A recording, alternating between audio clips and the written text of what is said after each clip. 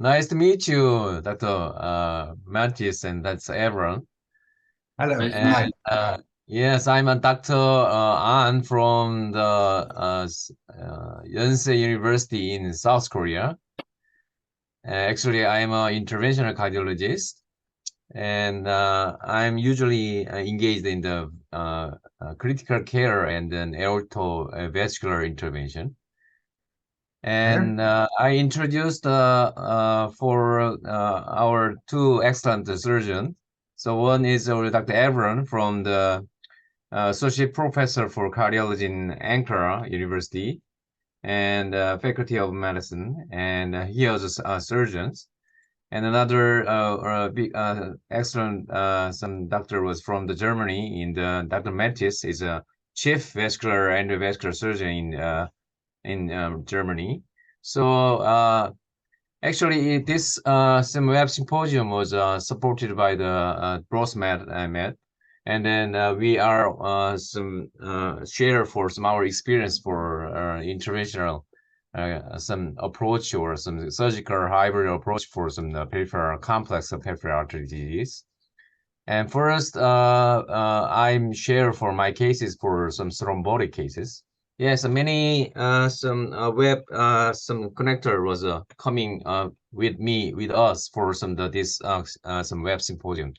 So my topic was interventional approach for some femoropopliteal thrombotic occlusions.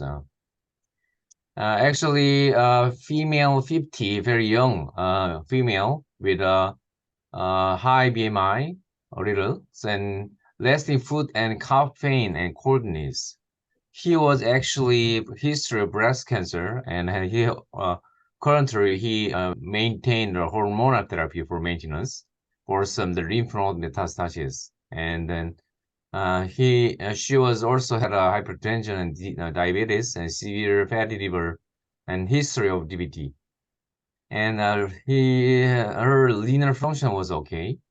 And initially, anchor brachial index was less than zero point 0.3 left right side, and left side was 0.9. And initial CT shows you can see that was a severe narrowed SFA, and distal SFA to popliteal was occluded like that, and uh, and distal collateral circulation was reconstituted to distal portion. So it's a diffuse occlusion for SFA. And initial angiogram, because of proximal SFA had a little flow, so we approached it to the antegrade approach. So it's already some 6 months ago. And then performed the angiogram shows there are total occlusion from proximal SFA to distal SFA. And the wire was usually we use in antegrade approach for 018 wire. And then with the microcatheter was Rubicon 018. So we penetrated very easily the wire to the superficial femoral artery without big resistance. And at that time, we use this rotational atherectomy, thrombectomy by Rotarex was performed for this lesion. So actually, both of you are surgeons, so maybe in this case, some Fogarty embolectomy was also a very good method. And in this time, we use this Rotarex atherectomy. After the Rotarex atherectomy, that was diffusely residual thrombus at the SFA. And this some peroneal artery was also popliteal to peroneal was also some stenosis, and we ballooned for some Achilles 3 by 60 millimeter for some popliteal for outflow improvement, and then we also perform a six French suction catheter was performed for more thrombectomy. And then there are also residual thrombus, and another additional some Rotarex was performed. And then we actually finally the residual stenosis and thrombus did not some improved.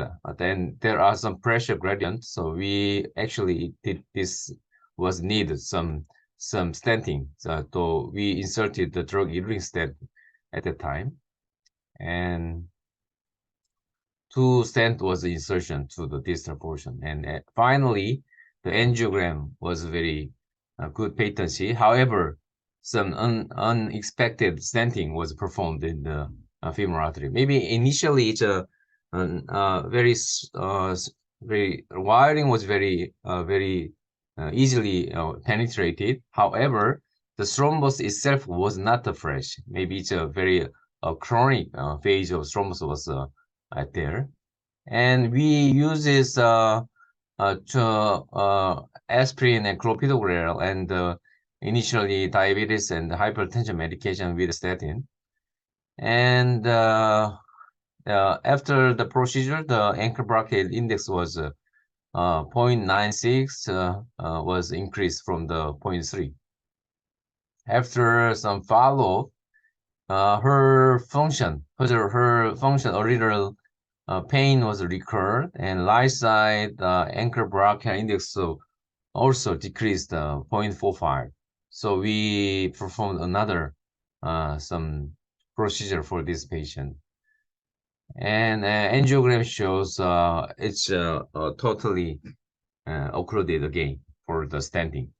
So maybe recurrent thrombotic event for this patient was very many factor was here for some she was still hormonal therapy, and if in spite of continuous some antiplatelet agent. So actually we this patient didn't want to open some surgery because she was already cancer patient and some very fatigue for some for hospital treatment strategies. So she want to the interventional approach again. So we performed one more intervention for this patient, and then 018 wire was penetrated for some distal portion, and there are a little resistance to the some stent distal portion. That was also very hard portion for in this area.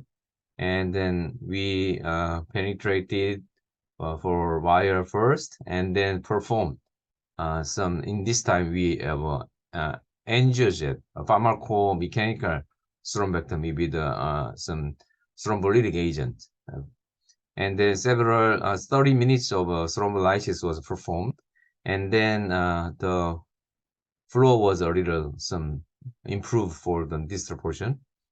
And then we also perform a balloon angioplasty and catheter thrombectomy. That was some organized thrombus at the distal portion of some stent.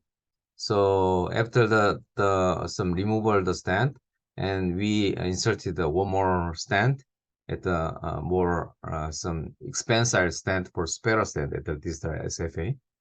And then more approximately we also had an inserted stent. And then after that balloon angioplasty performed, and finally it's some flow was improved. And then we some hemostasis with mixed grip hemostasis. So actually she was a cancer patient, and then medication was dual antiplatelet. So actually in this time we changes the medication strategy. The ankle blockade was index was very good, and then now for 3 months, and there are no big problem during the phases, and we added the low dose vascular dose of some NOAC and in this patient. I think she needed some warfarin therapy for some arterial embolization. However, I think that was also had a risk of bleeding, so we added only low dose rivaroxaban for this patient. So this case was on for discussion. I actually, in the biovascular surgeon aspect, I think initially Forgatti thrombectomy was some sufficient for this patient. However, this patient was continued some risk on the thrombotic event. So I think it's not an embolization. So I think insight to thrombotic, and then yeah, her vessel was also very poor. So I think that was another fact for this patient. And that another was during the procedure, the organized thrombus can be embolized for this portion. That was another risk for some intervention. And then medical treatment versus bleeding risk. So we consider or warfarin or not, and surgical option. I think it's a very good surgical candidate for this patient. However, you see that the distal area, so popliteal artery and posterior tibial and anterior some artery was very poor distal condition. So anastomosis itself was a little difficult for this patient. So surgical option was for benefit for this patient. However, the long-term patency was maybe controversial. So this was a very difficult to manage for young and cancer and thrombophilic patient. That was my cases. So this case we open to the discussion for both excellent vascular surgeons. So how think about the cases? I think it's a very great case and a good approach for this kind of patient. I believe that only embolectomy type Fogarty catheter is out of date for nowadays.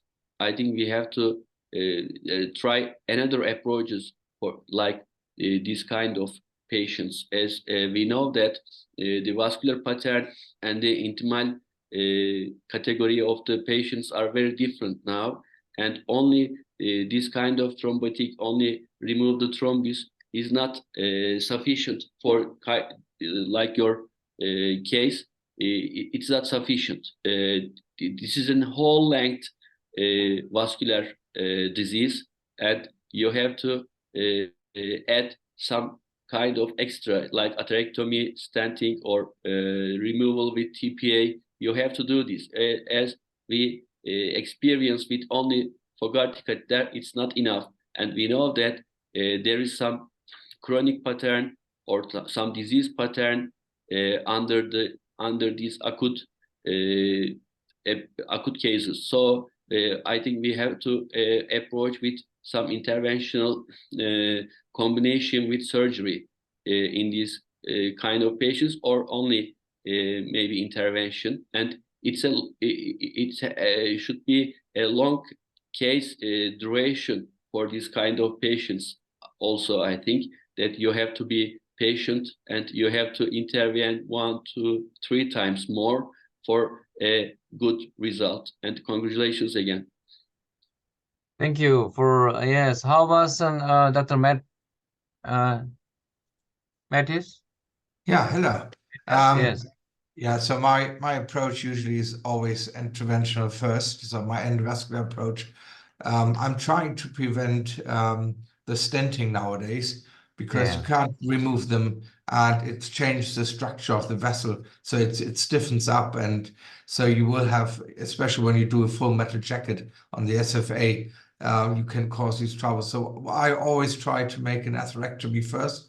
And if I can't really resolve all the calcium burden, if I have really a lot of plaque burden still left over, then I do a spot stenting just to prevent really to do this full metal jacket.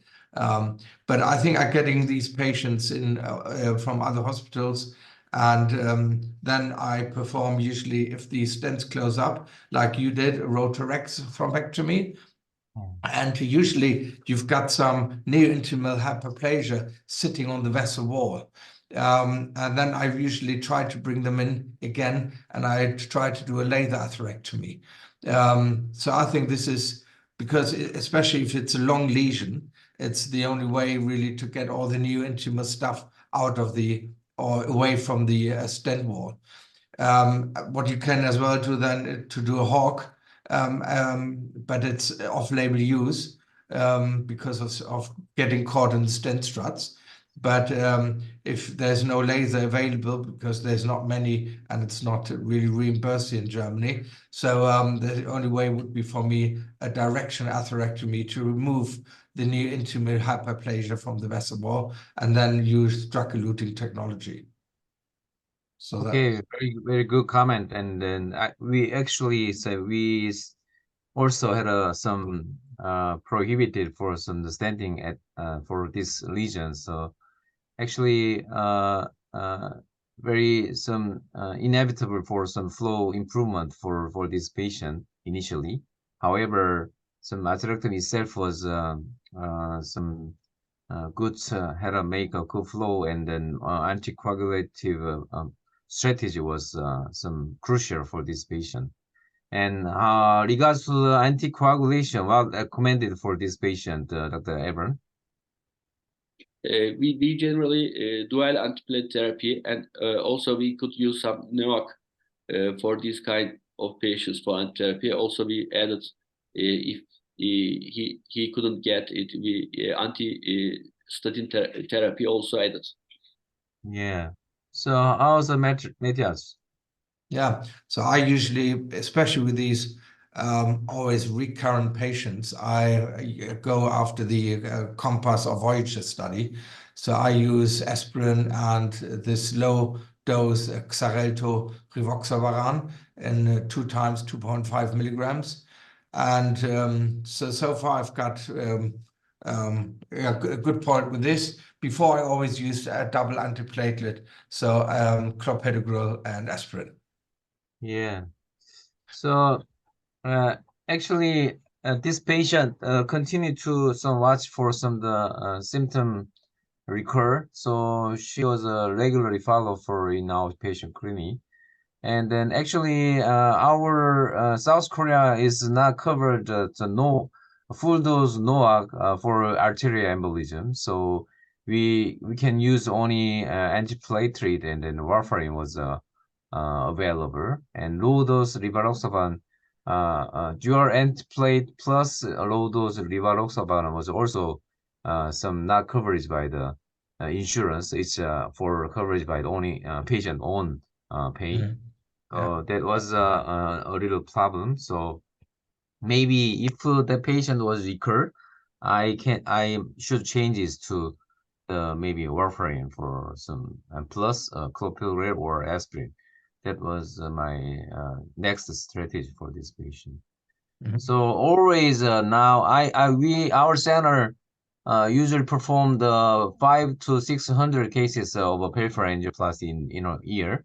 So most large center for some year on our nation, and that's the thrombotic cases was the most difficult to manage.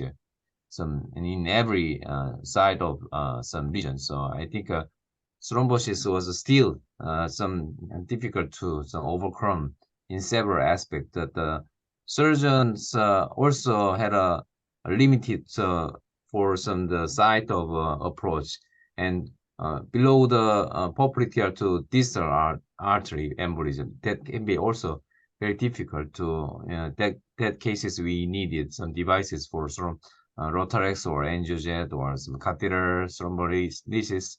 And some cases we need some small catheter embolectomy or some maintenance of thrombolytic agent for some 12 hours. That was our distal embolic event.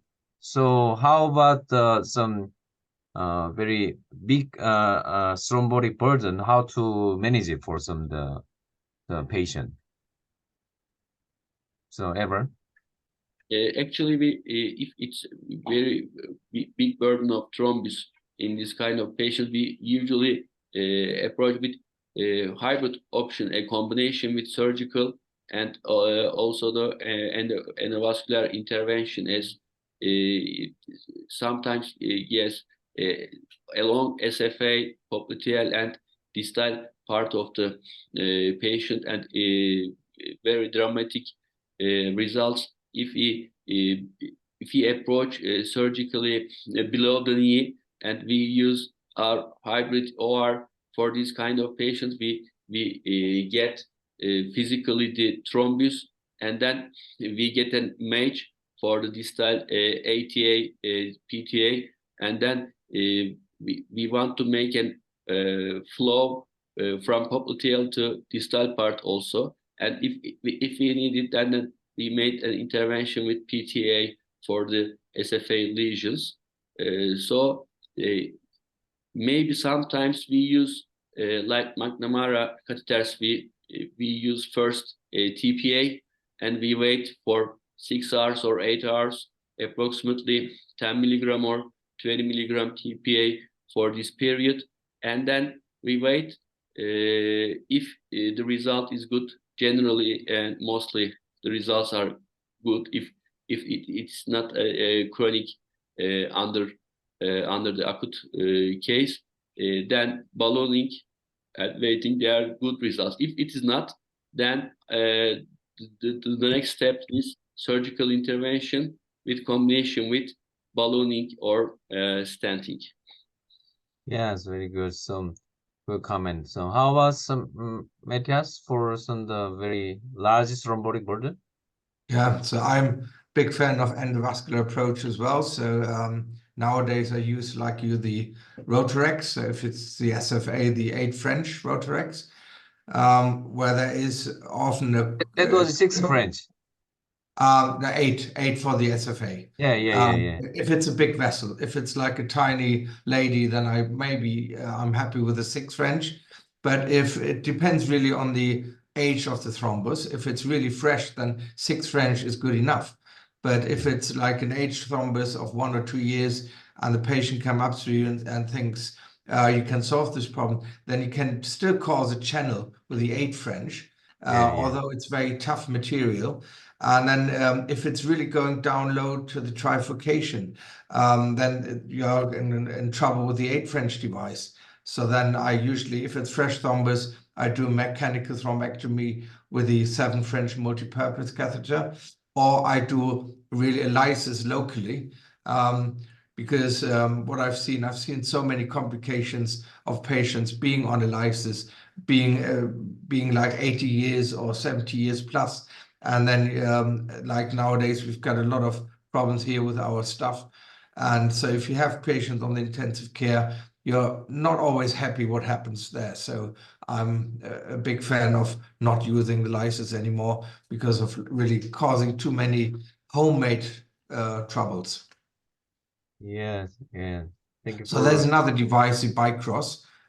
This you can use for thrombectomy as well. So these are my 2 devices if I have a lot of thrombus burden, because they're just causing a channel. They're not directional, but I think they're good enough for doing a good thrombectomy. Yeah, thank you. So so during the procedures I performed some usually 018 wire now. So actually the other some company did not support for 018 compatible balloon for nowadays in South Korea. So Brosmet supplied many kinds of size and lengths of 018 and 014 and 035 balloon was supported for any procedure. So that was a big benefit for some cases for difficult wiring or the penetration of 035 wire. So now our routine strategy for femoropopliteal artery approach was 018 based approach. So what wire do you prefer for Evren?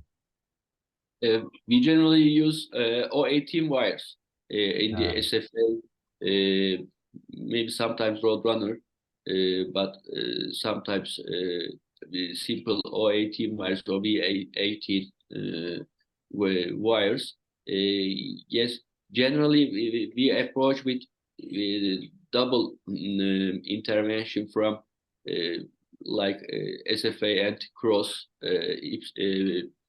ipsilateral, antegrade, or tibial, or sometimes popliteal interventions for pushability or the strong heart calcified lesions. So I believe that 018 is the best choice, and yes, we have a lot of experience with gross met. I think the products are very liable about the cases. Yeah. So we move on to next presentation for some Evren. So his topic was combined endovascular approaches for infrainguinal lesions. So please, Evans, your presentation. Thank you very much.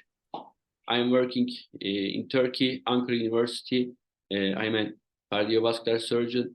I will discuss some cases about combined endovascular approaches for infrainguinal lesions. We have a hybrid OR for this kind of cases. So we use all technology and also the endovascular and surgical cases together, and we don't need any lack of surgical support, or we also met some minimal invasive demands for these kind of patients. As we are also the cardiovascular surgeon, we could find cardiopulmonary bypass machine also in our hybrid room. We generally use with multiple access options. We find our target and we go to the treatment. We need some needles, introducers, also access wires. We have very wide range of hydrophilic wires, guiding sheets, and catheters also. And we generally use balloons and stents for this kind of approaches. We could use common femoral artery access, brachial artery access, axillary access, and tibiopedal artery access, open or percutaneous way. So we could generally make treatment fully with these kind of approaches. And we also know that peripheral arterial disease is very harmful for the patients and also for the population. Like you could also see that chronic limb ischemia is sometimes more incidence for mortality than the cancer patients. And we also know that the PAD patients are generally not isolated in SFA lesions. There are some iliac lesions combined with some tibiopedial lesions.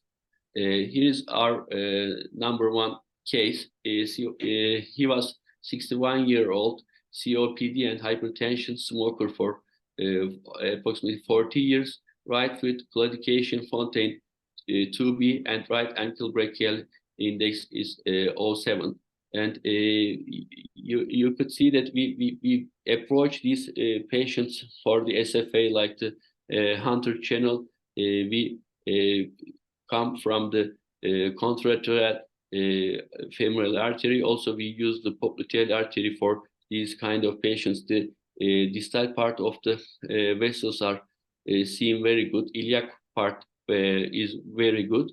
We use this patient for this approximately 6 and 7 French ballooning, and then we use Atropis 0.35 diameter 5 millimeter, and also we choose Hermes for these patients for the pushability and also for great lowest profile for the wire and also the sheet. And you see these kind of good result for the for this kind of patient. The second patient is radiobilateral femoropopliteal bypass and also iliac stent. He was smoker, bilateral leg claudication, right ankle brachial index 0.4, and you will see that the artery bifemoral after the femoropopliteal lesion, there is a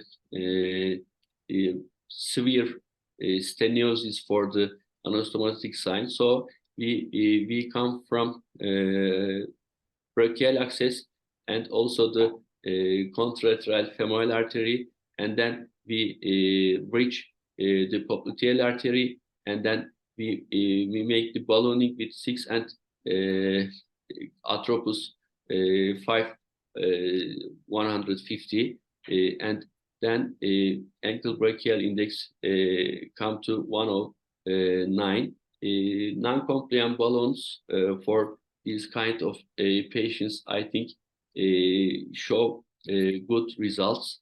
So we are very happy about this balloon technology. The other case is a 51-year-old male, diabetes mellitus and smoker, bilateral leg claudication, walking distance about 200 meters. So we solved the bilateral SFA lesions. So there are some calcified parts, totally occlusive disease. So then we use long ballooning and antegrade approach for these patients. So after the ballooning, we get good results, and patency is very good. We generally ballooning with PTA step by step, sometimes 4, 5, 6, sometimes 5 and 6. We use for these patients Minerva semi-compliant ballooning, and also we use Atropus 5 millimeter ballooning.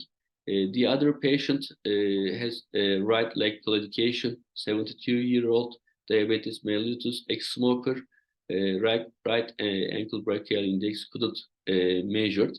After we saw these long lesions extending to the popliteal part, we use Atropus semi-compliant and also Castor for the distal parts of the lesion.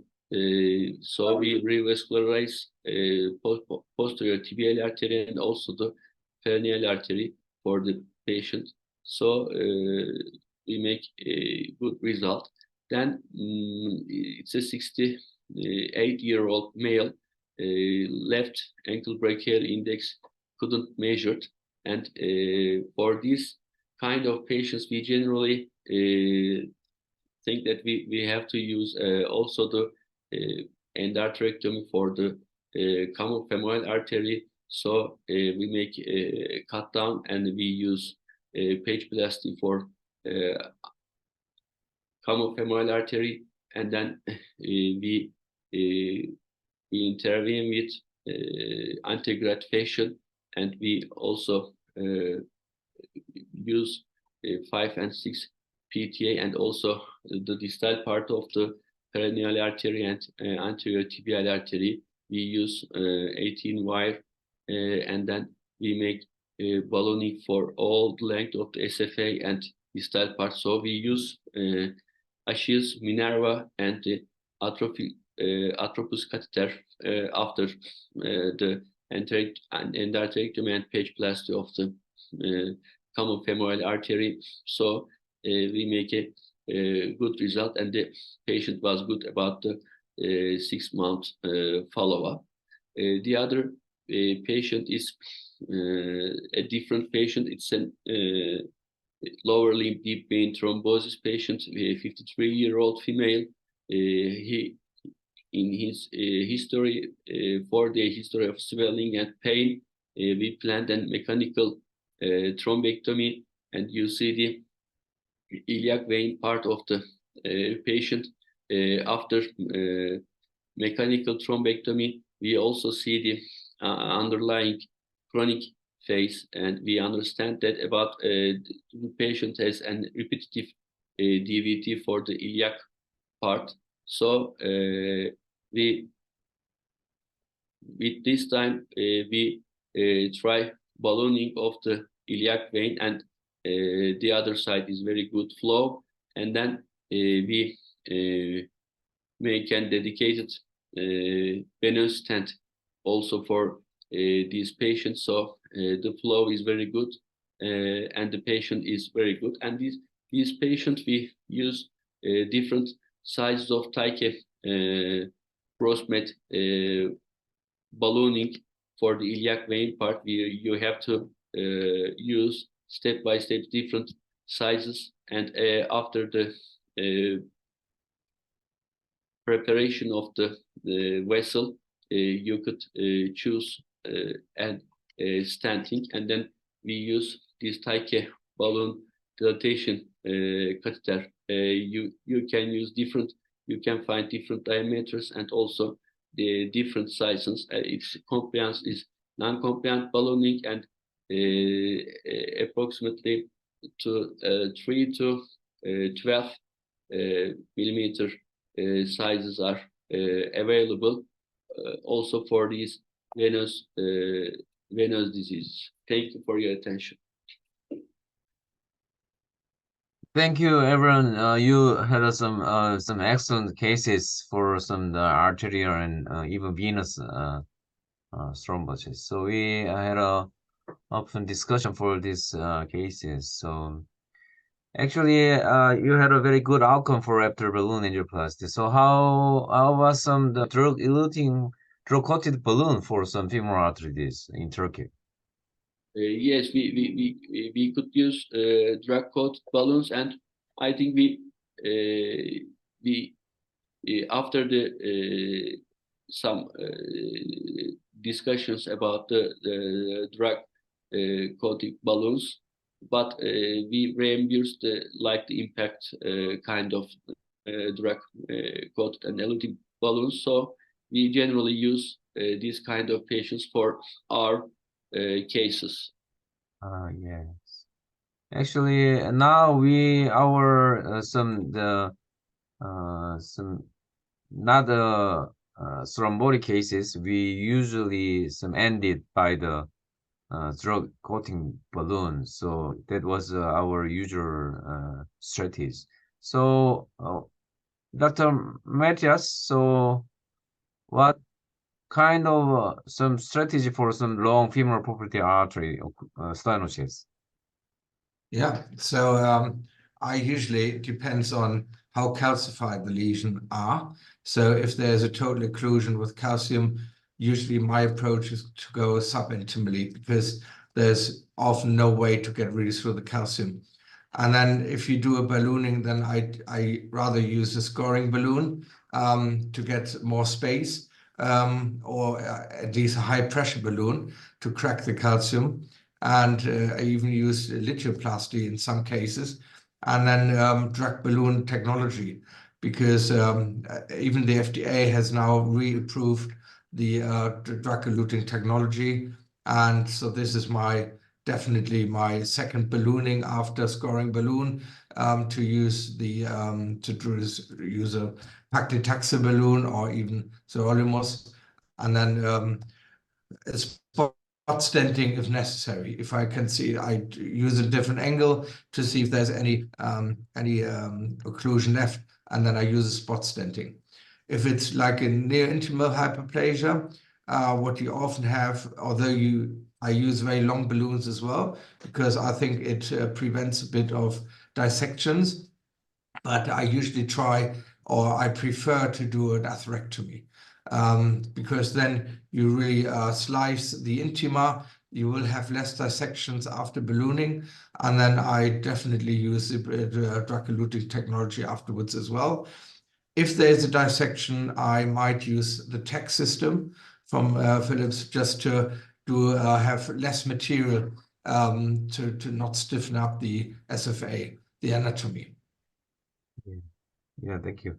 So is there any atherectomy devices available in Turkey? Evren? Jet stream we could use, also the Medtronic flow retriever, Medtronic Oak1, yeah.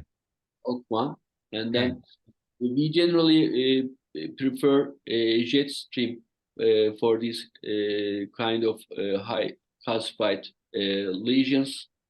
So there are limited products in Turkey for the reimbursement problems, but we could find some selected cases. We could use jet stream. Yes, so Dr. Matthias, says the long calcified lesion, he usually started the subintimal some approaches. So now some our nation and Japanese usually prefer for extravascular ultrasound guided wiring.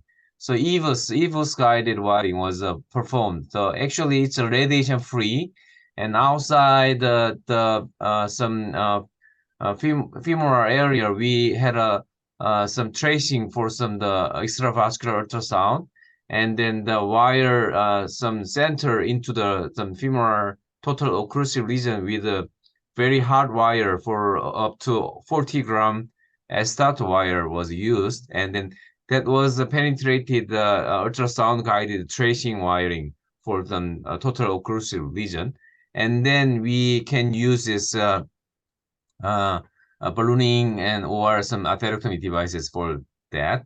And that was our some trend for change for some long femoropopliteal true lumen wiring. And previously we have many data for subintimal versus interluminal approach for some patency that are big different. There are no big difference between the procedure. However, subintimal approach was a little increased some use of stenting. So that was our little changes for some long calcified lesion. So, and then actually I have some question for some Dr. Matthias for how about some strategy for some drug-coated balloon for before strategy. So we usually selected the non-compliant balloon even dilatation first, and then finally some drug-coated balloon was the ended of procedure. So NC balloon was usually used for some the before drug-coated balloon. So how about your strategy? Yeah, so usually, like you said, like high calcified lesions, there's always, it's difficult even to pass through the in the center of the blood vessel. So there's so much calcium often. I don't know about your patients, but in Germany we got some really problematic patients. And so for me, it would be ideal to use the IVUS, but in my hospital it's not available yet. So it might be next year, hopefully. And there's a device as well called the Evren, which is like the Hawk 1 combined with the OCT, which is quite nice. But as well, if it's like really hard calcified, these devices like Hawk 1 and the Evren won't do much to the calcium. It's, I think, more device for new intimal problems and soft plaques. So if it's really high calcified, what you said, it's a high pressure balloon, scoring balloon, crack the calcium, and then if you have the space, take the drug-eluting balloon afterwards. And because if it's like circumferential disease, we all know by some research, there's not much use of the drug-eluting technology because it really can't penetrate into the vessel wall. So you need to crack the calcium and to allow the drug to get into the vessel wall, and then you might have some use of the drug-eluting technology. We are quite lucky in Germany. I think the prices have been dropped by competition so low. I think what I've heard in many other countries, the drug-eluting balloons are like 1,000 euros or something, and we are here paying about 240, which is much less what many other countries have. So we can use it quite frequently. Yeah. So thank you for some good comment. So how's your Evren? How's your some size decision for some femoropopliteal artery ballooning? What size do you use this? For Turkish people, I think the 5 and 6 millimeter are appropriate for the lesions. We generally begin with 4 millimeter from the popliteal part, and then 5 and 6 millimeter ballooning. Then, so generally maximum 6 millimeter, and generally we use long size balloons, also 150 millimeter. So if there is another obstacle, there is not another obstacle, then we generally use 5 and 6 millimeter long balloons. Yeah. So now we are some prepare for some some data for some IVUS guided versus angiographically approach for some femoropopliteal artery. So now the data was some almost completed. So actually, IVUS guided procedure for femoral popliteal approach is more good patency. Because that was very fit for sizing for some femoral popliteal artery, and then that can be some prevent for some the severe dissections or severe compromisation for some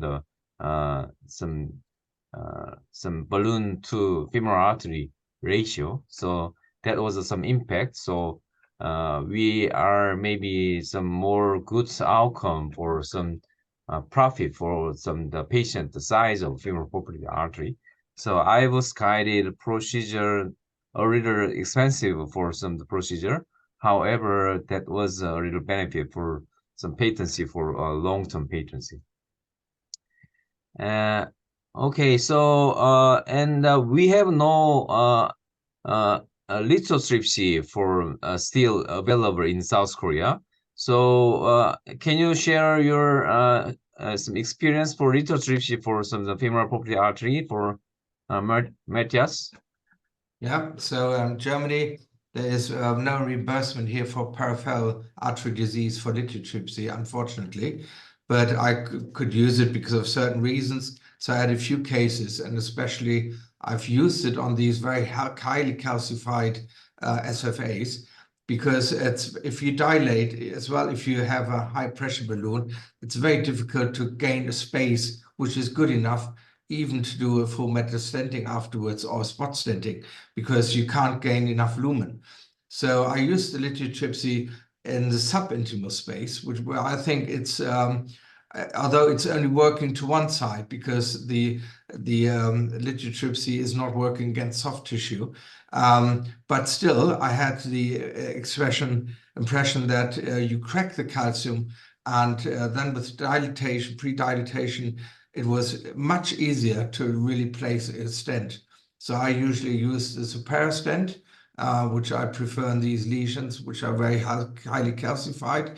And then I could get quite a good lumen gain, because you can't place the para stent nicely if the vessel hasn't been prepared well. So that was my lithotripsy experience. Now, just since 3 months or so, lithotripsy is paid in the cardiology area, but peripheral, unfortunately, not yet here in Germany. Yeah. Actually, I'm also engaged for coronary intervention. So now lithotripsy is now a very big trend for calcified lesion for coronary artery intervention. So I think next next to atherectomy, maybe lithotripsy and laser atherectomy was next some future for some of the peripheral artery intervention. So yes, it's a very good discussion for some cases. And then can I share some next presentation for Dr. Matthias? Yeah, okay. My topic now today is the best preparation nowadays with scoring balloon. It's called Tri-Wedge. So as we all know, Charles Dotter, he just started the whole business. He's an American radiologist, and then it just went over that German doctors went over, had to look what he was doing. And so the first balloon was really invented in Germany. And then we started the business of PTA with the catheter-guided balloon. So what do we have in stock nowadays? So we can do just a plain angioplasty. We can use a scoring cutting balloon technology, then which is quite feasible nowadays, is PTA with drug-eluting balloon technology. Then, which is one of my favorite things to do, is rotational atherectomy, thrombectomy. There's quite a few devices nowadays. Then directional atherectomy, like the Hawk 1, laser angioplasty, cryoplasty. I think there's not many people nowadays doing this kind of method. Lithioplasty, hybrid procedures, and there's still the open procedures available, like placing veins, Dectrin, PTFE, and the omnipotent prosthesis. So the angioplasty, what do we have here nowadays? This is the cutting balloon here, the scoring balloon, like the Tri-Wedge, the drug-eluting balloon technology, mostly with paclitaxel on it, but the next generation is with sirolimus. Then high-pressure balloons, which is mainly used in AV fistulas, up to 30 bars, or ATAs, and then the chocolate balloon, and as well the lithioplasty in some ways. So to show a bit about the Tri-Wedge balloon, it's a balloon dilatation catheter. It's for stenotic lesions, especially in AV fistulas, but as well I use it mainly in because of having so many patients with peripheral artery disease. It offers a 360-degree size and effective dilatation, and because of triangular scoring elements, and it's designed to create a focus stress and to facilitate the locked plaque modification while using quite low pressures and having a safe dilatation. So what's the problem nowadays? If you have a high dilatation pressures, it tears the tumor, which we may even want because of having the drug-eluting technology afterwards, but it can cause trauma to the vessel wall, even the external bleeding if you have a plaque rupture. Then you have clinical sequelae, instant restenosis, elastic recoil of a fistula, intimal hyperplasia, and vascular remodeling. The dilatation failure, you are unable to crack the heart calcification, so you get the stock boning phenomena where you will even have problems to place a stent afterwards because the stenosis is already there again. Then a failure to lock into the lesions, your balloon would slip forward on the fibrotic plaque because it's so stiff and hard, and that's the next problem. So the Tri-Wedge balloon has a unique scoring design. It's effectively focused force dilatation, has an efficient dilatation. The trackability is very good, and the elimination of the wire twist phenomena is due to this modification, and it has consistent and safe outcomes, what I've seen. So that's how the balloon looks like. The shaft length comes up to 90 centimeters, which can maybe hopefully be prolonged in the future. And then you have balloon sizes between 3 and 8 millimeters, and it's running over guide wire of 18 and 35.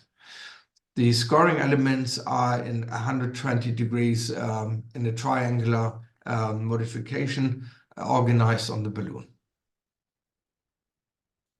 So the benefits, you've got more effective scoring, high pressure, non-compliant for tough lesions, has got a very good pushability and trackability because of the balloon design, and in ultrasound you can see it very nicely.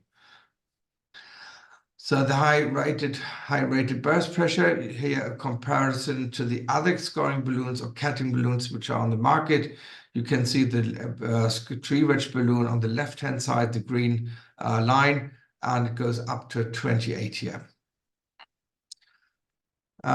So there's again the unique highlight, the unique scoring platform. You can see the Tri-Wedge on the left-hand side, how it cuts into the plaque, which is shown here. Then you can see two competitors which are definitely doing a different job.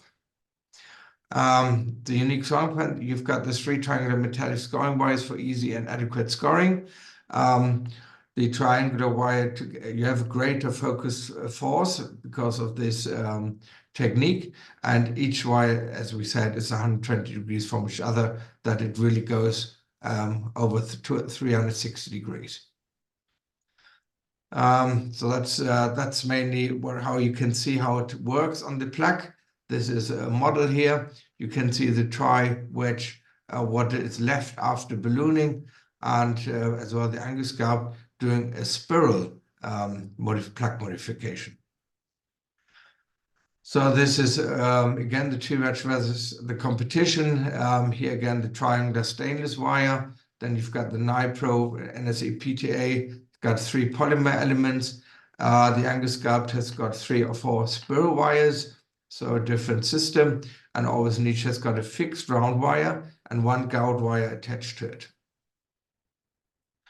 So that's again the Tri-Wedge, as you can see on the left-hand side. The triangular system, the cutting balloon with the blades on it, and the vascular tract with the round, fixed round wire and guide wire. So yeah, here you can see the different sizes again. So the Tri-Wedge has got 3 to 6 millimeters. There you can go up to 20 ATM, where there is the 7 to 8 millimeters is going up to 16 ATM. So the material, if you can see, have a look at the tip here. It's compared to otherwise. So there's a very small tip, which can give you very good pushability as well. So the tip entry profile is quite low. The smallest entry profile with an 0.18 guide wire. That's here displayed on the... So the trackability, the scoring wires are wrapped inside the balloon plate, so they are not actually on the outside, they're wrapped in. So it's as easy to push it forward and track it as it is with a normal balloon. And only when you have opened it up, then the wires are displaced. And so then it's a different trackability again. So here's one of my patients. You can see on the left-hand side, there's the anastomosis of a Y prothesis, which has been anastomosed in the groin, both sides. And then you can see here, either it was not operated in my hospital, so either it was here done by stitching, or it is a new formed lesion. You can see this here. This quite dangerous lesion, because it might cause a closing up of one of the graft, and after the usage of the Tri-Wedge balloon, and then afterwards use a drug-eluting balloon technology, which was a 7 millimeter to a 60. A quite nice result. Okay, so that's the next one. As you can see, a long SFA diseased vessel. So the whole vessel is diseased. So I used the 6 millimeters to 60 scoring balloons Tri-Wedge first, and dilated nearly the whole SFA. And then afterwards, drug-eluting balloon technology as well, 6 millimeters. And as well, there is no dissection, which is, I think, due to the scoring balloon technology. Here's as well another SFA. You can see these focal lesions, and yeah, use the scoring balloon again the 6 millimeters and drug-eluting technology. And this here is, as you can see, an infrarenal aortic aneurysm. And there was an occluded common iliac artery on the right-hand side. And because of, so the diameter here was 4.5 centimeters for the aneurysm sac. In Germany, we've got a rule, so we stent these aneurysms from 5 to 5.5 centimeters onwards. So I decided not to place a stent here because of awaiting the EVA, yeah, maybe in 1, 2, 3 years' time. So I decided here to go for the Tri-Wedge scoring balloon, and then a drug-eluting 10 millimeter balloon followed. And I think the result was good enough to help this patient, hopefully till he will await his EVA procedure. So that was iliac external artery, which was on both sides. It was stenosed. So I decided to go via just one side, punctured the common femoral artery, went to the lesion on that one side first, again, the Tri-Wedge procedure, then followed by drug-eluting technology. Then I went crossover and I did the same procedure on the iliac external artery on the other side, and the result looks quite fine. So I don't know why this other picture slipped. Okay, thank you very much. Thank you, Matthias. It's a very good information for vessel preparation for some calcified and region for some iliac and femoral artery. So, is there any comment or question from the Evren for these cases? Very, very good cases. I think we don't have any reimbursement for Tri-Wedge, but very great cases. Congratulations. And do you see any complications about SFA lesions for this? And also, it is an alternative way for atherectomy, or there is an additional way for these calcified lesions, do you think? Yeah, I think maybe, so I'm a big fan of atherectomy as well. But I think for especially by focal lesions, I prefer using this going balloon technology. But like yesterday only, I used it for long SFA occlusion, and the result was really good. So I think we need a few long-term results on this matter to use, maybe compare atherectomy and scoring balloon plus additional drug-eluting balloon technology, and probably to have a look calcified lesions, soft plaque lesions. So I think there's definitely further investigation needed to compare these two different methods.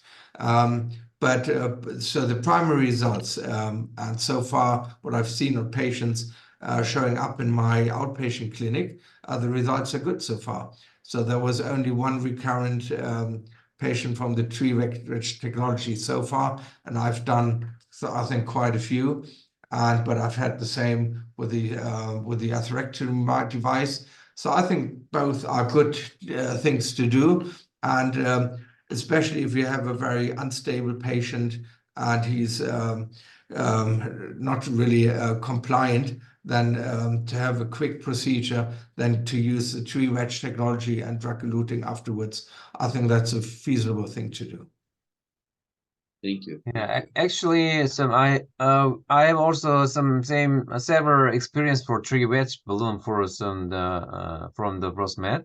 So actually, our nation also did not support covered by the medical insurance of a long, short calcified region by the atherectomy. So atherectomy is only for some available for focal, some long region, at least over the 10 centimeter. So that was our some limitation for some uses of atherectomy. So a Tri-Wedge balloon was a very short segment expansion can be possible for some the focal, and then that was more good to transfer for some the tight lesion compared to the cutting balloons. So I think that was a very good benefit for some the focal calcified lesion preparations. So we don't have some iliac drug-coated balloon, and we didn't use this. So did it available for some 10 millimeter TCB in iliac artery? It's a routine procedure or not? No. So usually, I think so far, I would like to see probably some results on this, because I've done now a few just very young patients where they have a iliac artery disease, and whether you have like a diameter of 10 or 12 millimeters in the common iliac artery. And because I think if they're like 40, 45, you know what to expect. I mean, the classic procedure is stenting. Yeah, but these stents will close up maybe in a few years' time. And then you've got these very young patients. Some of them sometimes or nowadays are getting very obese, and you don't really want to have an open procedures on these people. So I've tried a few people now without stenting, and I'm just expecting now when they are going to come back to me with a re-occlusion. So I think this is definitely worth to have a look at it, to do probably a scoring balloon procedure and then just drug-eluting balloon afterwards and see what happens. So if the patient is like 80 and 75, I just go for primary stenting. Yeah. Yes, thank you, sir. So I think it's a scoring balloon. Tri-Wedge was compatible to all 18 system. Yeah, it's running on an 18 wire, which is for example the Angusgab is going on a 14 wire, which is I think a difference to really with the pushability if you have long lesions. So a bit stiffer wire is definitely important here. Yeah. Okay. Now this procedure would be more some prefer for all 18 systems. So okay, it's a very good discussion, and actually previously we prepared one more cases from the Indonesia, but his doctor he is not available for some today, so we only share for 3 presentation, and we had many discussion for some balloon and products, and then also had a strategy for some penetration and the medical. We covered many aspects of peripheral angioplasty. We have a very good time to share our some experiences. Thank you for Dr. Evren. Thank you for Dr. Matthias, and then also had a good some symposium preparation from some BROSMED. We also thank about for all things about that. And then many over the 500 audience was so watches this some discussion, and they had also very good information about some procedure. Thank you for all participants and then speakers. Thank you. We close this good meeting. Thank you. Thank you. Thank you. Thank you. Bye-bye. Tri-Wedge PTA scoring balloon dilation catheter. RoseMed Medical Co. Limited. Currently, percutaneous transluminal angioplasty, PTA, is an effective treatment for the stenosis of AVF. The Tri-Wedge PTA scoring balloon dilation catheter is intended for stenotic lesions of AVF and AVG. It offers 360 degrees of precise and effective dilation with the unique triangular scoring elements designed system, which creates a focal stress pattern to facilitate locked plaque modification under low dilation pressures and effectively reduces slippage during inflation.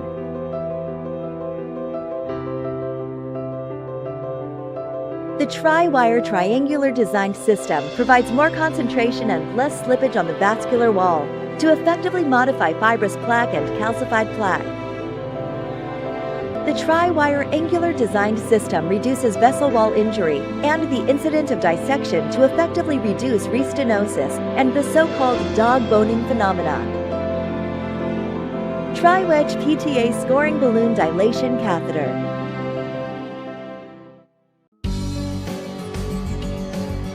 RoseMed has a complete line of semi-compliant and non-compliant PTA balloons across all wire platforms to meet various clinical demands. 014, 018, and 035. RoseMed PTA balloons feature superior crossing profiles across all sizes, excellent pushability and trackability, rapid balloon inflation and deflation, advanced hydrophilic coating on inner lumen, links available from 5 to 200 millimeters, with diameters from 1.5 to 10 millimeters. Shaft links available from 10 centimeters, 70 centimeters, 90 centimeters, to 150 centimeters.